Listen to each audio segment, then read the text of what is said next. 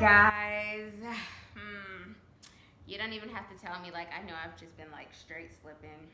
I've been straight slipping. I'm more than a little disappointed in myself, but we're back.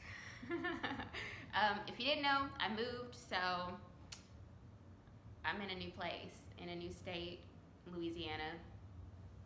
Here I am. Okay, so we are here finally 2 weeks later for part 2 of the traumatic high school experience trilogy that should have been done this week actually, but life, right?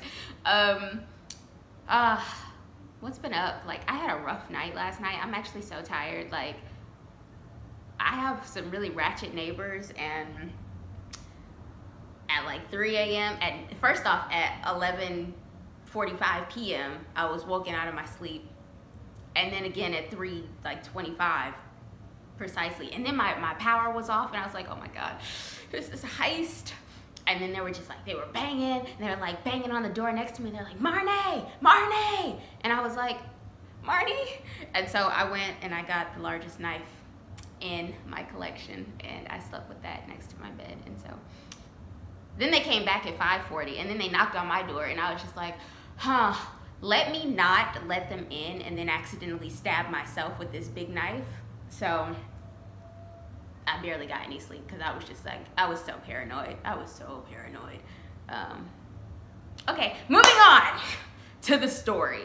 It's another short, very short story, but that doesn't make it any less traumatic. So, all right. So I mentioned in like one of my other videos that I was on crutches because I played soccer since 11, but this is high school. These are high school traumas. So it was like the 4th game of the season, and I tore my ACL during the game, whatever. But my surgery was like in May at the end of the school year, and the incident happened in February. And so I was like, I got crutches, and I was crutching to school from the bus, and like the way our high school was set up was like all the buses lined up behind the cafeteria. That was like the loading and docking zone, and then you would walk in to the back of the cafeteria from the buses. It's all fine and dandy. Well, it was a rainy day, and I was worried about this. Like, this happens so many times where like I'm worried about something and then it actually comes to pass, that situation. But I was like, oh man, I hope these crutches don't slip. And so I'm like crutching through the back of the cafeteria, and then my crutches just like split open, and then I fall face first. Like, I'm just, And then before I even hit the ground, this is like probably the most humiliating part. Before I even hit the ground, like as I was falling, I look up and make eye contact with this one boy, and he just burst out laughing, like before I hit the ground. And then next thing you know, the whole cafeteria, I kid you not, this is not an exaggeration, the whole cafeteria is laughing at me as I'm like sprawled on the floor, crutches still spread eagle.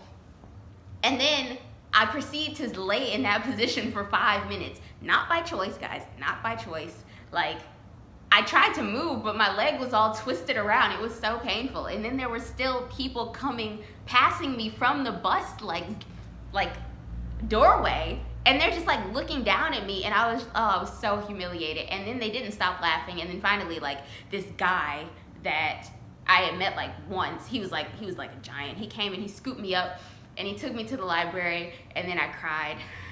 I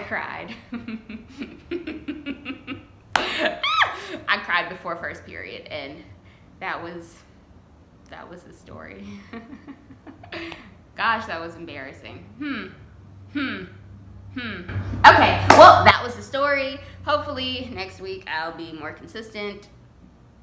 Fingers crossed. Like, comment, or subscribe, and have a great Friday and a great weekend. Stay safe in isolation.